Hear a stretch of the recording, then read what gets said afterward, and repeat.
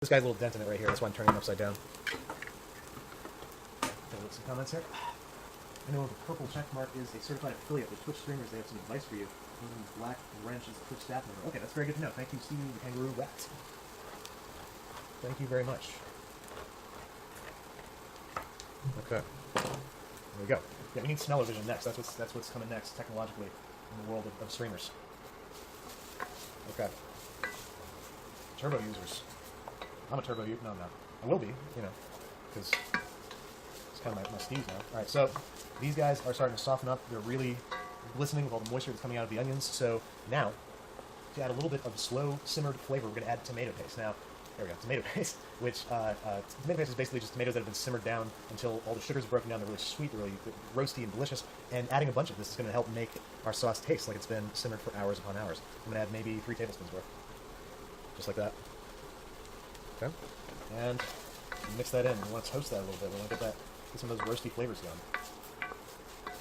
Oh my goodness, that smells good. I should fix the black box. Oh, come on, it's oh, the black box. You're absolutely right. How do I do that? Why is that there? I'm sorry. We'll fix that next time. I don't know how to fix that right now. There is a black box around the video. I don't know why. I'll get my people on that. Is there? What's the difference? No, I'm asking you. No, this seems like a good system. Tell me any interesting comments that bring up some good conversation. What is the difference? Whoever said that there's a difference between canned and tubed tomato paste, what is the difference? Why should I care? Oh, hang on. That's the laundry guy.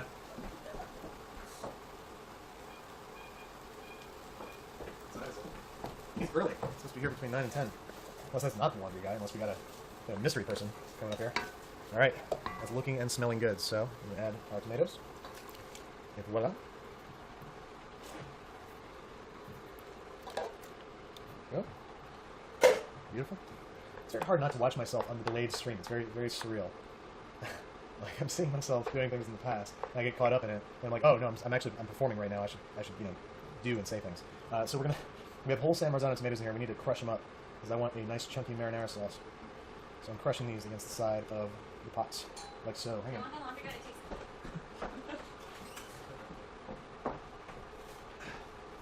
Very much. Yeah, that was the laundry guy, folks. It's not ready to taste. If this were ready to taste, I would totally have had him come in here and taste the food. But it's not ready. He would just have been eating some raw tomatoes, and that's not even nice. That's mean. We're a prank to play on somebody. Did I skip any steps here, guys? No, we're good.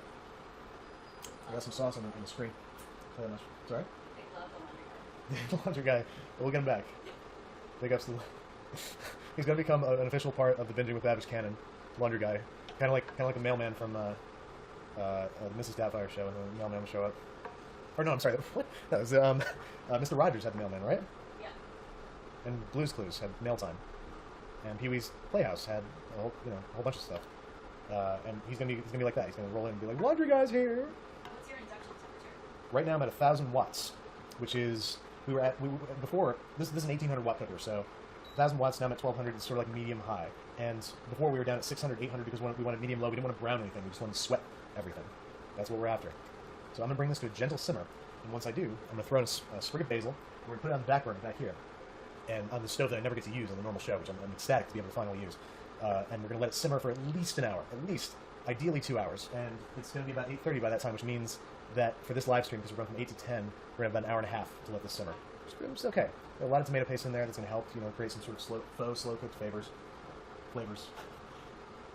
Stainless steel and this. Okay, so this is cast iron that's been enameled, which means that stainless steel is very good for when you want foods to stick. It's great for searing. It's great for creating crusts. And cast iron is great for slow simmering and for any application where you need even, well-conducted, distributed heat. But raw cast iron with tomatoes, raw cast iron is a reactive metal, which means that it's going to leach a tinny taste.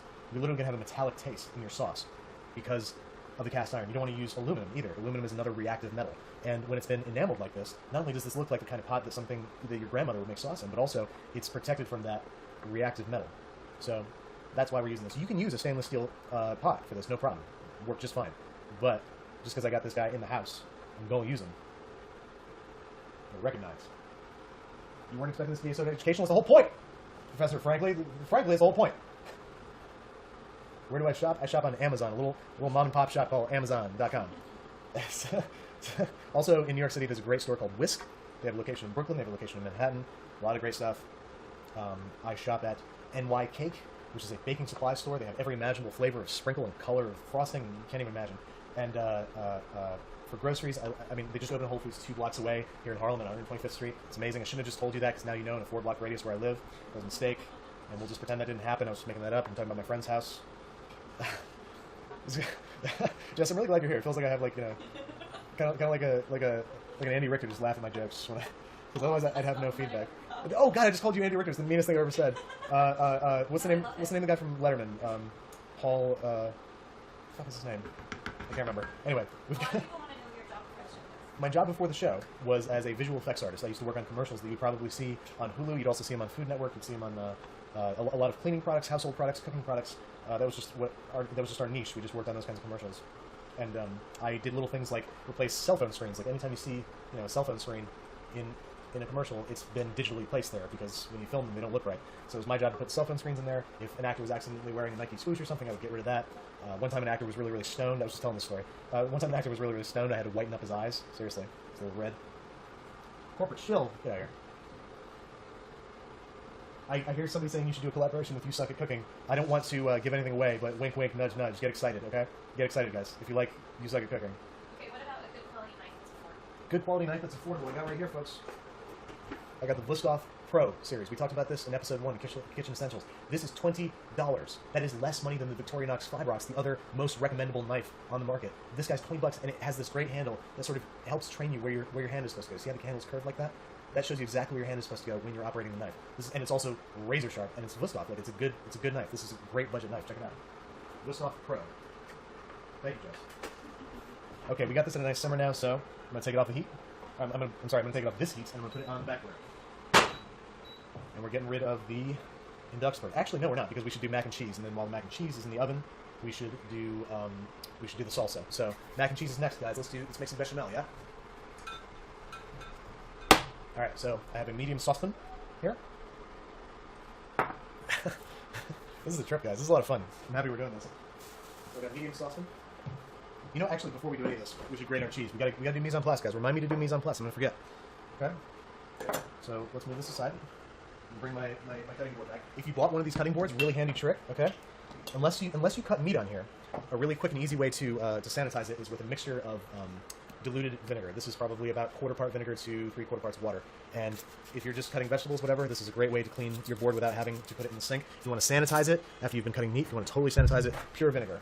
That'll take care of it. Otherwise, look at that. I don't have to take this over the sink. I don't have to do anything. There we go.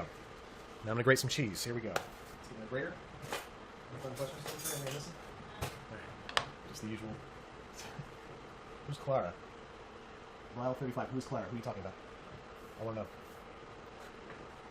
How do you keep your bechamel from being gritty? I don't know, man. I make bechamel and it turns out right. We're gonna make it later, and I guess we'll see if there's something different in my technique. All right, guys. So I know in the video I used Monterey Jack, but this time I'm going to use Gruyere because Gruyere has a lot more funk to it. It's really, really good. You know, Monterey Jack is a very inoffensive, very not present cheese. Kind of cheddar's already filling that role, and the Gruyere is going to bring a lot more just like funky cheesiness, and that's what I want. You can totally use Monterey Jack. It's still going to make a delicious mac and cheese, but if you want to sort of kick it up a notch, try Gruyere. I have Monterey Jack. If that's really a problem with you guys, you let me know, and I'll use Monterey Jack instead. Just shout. I'm going to go ahead and grate this stuff up. Oh dear. You're interested in a short video about sharpening knives. Oh, okay. So there's a few different ways to sharpen knives. First off, most people think that this is a knife sharpener. This is not a knife sharpener. This is a honing steel. This is how you straighten out your edge after you've used it for so long that the edge on a microscopic level becomes out of line. And what you need to do is you need to sharpen and you need to hone your knife. This is not a sharpener. This won't sharpen your knife. It will straighten your knife. That's it. To sharpen your knife, you need one of two things. You need a which I don't have right now, unfortunately, a top-down sharpener, which is just a handheld little V-shaped unit that you put your knife down, blade side up, and you run the sharpener down the length of the knife, or, and again, I don't have this handy, I'm sorry, a whetstone. Really the best way to sharpen your knife is with a whetstone. It takes a lot of practice. I can't even fully confidently do it right, which is why I'm not going to do a tutorial on it just yet. So, go for a whetstone if you can, if you've got the balls. Go for it. All right, so I'm starting to grate cheese here. How What does about Munster cheese? Too soft? Munster cheese is not too soft? It's just too mild. Munster cheese is like a zesty mozzarella. Like it's barely there. And again, totally fine. Same thing with Monterey Jack. Monterey Jack to me is a very, very mild cheese, and the cheddar's already doing that. The Gruyere is going to bring a different level of funk and cheesiness. It's going to it elicits the kind of macaroni and cheese that you're used to getting from like a restaurant. You know, something where you're like, oh my god, what did they put in this? It's Gruyere. So I'm sorry, I should have done that in basics, but it's also not very basic. It's a little more advanced if you want to get into a little crazier cheeses. This is like the worst cheese grater in the world. I'm only halfway through this block right now. I might have to break out my like janky cheese grater from IKEA because it'll at least do this faster. Okay. I'm ready to be embarrassed. This is my cheese grater from IKEA, but it's gonna make much faster work of this cheese. It's gonna grate it in a quarter of the time. We're live streaming here, so we gotta be cognizant of time. We all need to be cognizant of time. You know, we're all losing it every day. It's just slipping through our fingers, you know. Just what you think. Do you ever eat instant The ramen? pet egg. Yep, it's the pet egg. Do I ever eat instant ramen? You know, yeah, I do. If I'm super drunk and if it's late, I live in New York City. I should be able to get delivery food anytime, but sometimes you just don't want that deli sandwich. Sometimes you want something really hot in your face right now, and that's when that instant ramen comes in. I don't care. It's good. I don't care. Make fun of me all you want. It's good. What are they saying? Are they making fun of me? Yeah, no, I don't have a box grater. You're absolutely right. This is something I need to get. My favorite part when you're grating cheese is when you get down to this last little nub and you just be like, oh. All right. They want to know about the Oliver Babish pseudonym. Oh, so Oliver Babish was a character on like 3 episodes of The West Wing. Like literally, he was portrayed by Oliver Platt, and I named my Reddit handle after him because I like obscure character names. If anybody can name this character, you get the Babish seal of approval. My ideal character name that this whole show might have been named after, if not Babish, would have been Cam Winston from Frasier. If you know that character, congratulations, you're a very good person. And so it would have been cooking with Cam instead of binging with Babish, probably something like that. What's your favorite junk food? My favorite junk food is by far, it's got to be chicken McNuggets, man. Like those are they're killer. They're so good. Like there's no denying how good a chicken McNugget is. I don't care if it's made of the most processed, horrible things. I will eat them. All right, now we're doing some Parmesan here. We're just going to use for both the sauce and the topping. There we go. I'm liking the finer grater for this one. This works a little better. There we go. Look at that mountain of cheese that is forming before my eyes. What manner of thing is this? Call Tyler? Who's Tyler?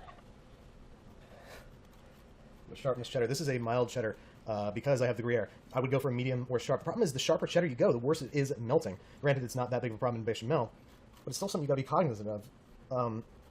Sharp cheddar is very oily, so you got to be careful. Alright, this is important. Another Parks and Rec episode? The meat tornado? Is that what you guys want?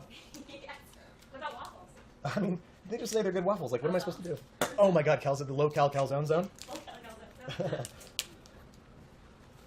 I almost lost a piece of wrapper in the pile of cheese. That would have been tragic. Okay, Gruyere. Here we go. Grate this whole dang block. Suppose I can just put it down flat. Oh, that's so much easier. Oh my God. Why was I eating that? Pepper you've ever eaten? I haven't eaten that many hot peppers. I've eaten a habanero. Not Carolina Reaper? I've not eaten Carolina Reaper. I will tell you guys, I just want to leak this to you guys a little bit. Expect a new charity fundraiser to come out next week. I plan on starting a new fundraiser that involves eating hot peppers. A very a friend of mine, a friend of the show, a very good, very close fan of the show. He came up with the idea to make the Pulp Fiction Big Kahuna Burger. He passed away this past week, and he's made me want to, find a way to get some people to raise some money for ALS awareness, and I think that we've got a fun way to do that. So keep an eye open. I think on Monday is when that's going to be coming out. So keep an eye open. Sorry to make it heavy in here. Let's talk about something fun. How about boogers? Those are funny. You guys like boogers? Corn or flour tortillas for tacos? Fucking corn. I mean, it depends, really. No, I'm sorry. It totally depends. What am I saying? Really, really depends. It's got to be really good corn tortillas. What is happening with this sink? It's never happened to me in like a year and a half, 2 years of living here, and right now this sink is exploding. Okay, that is our cheese, ladies and gentlemen. We got about 8 ounces of cheddar, about 4 ounces of Gruyere, about 4 ounces of Parmesan. This is going to make one hell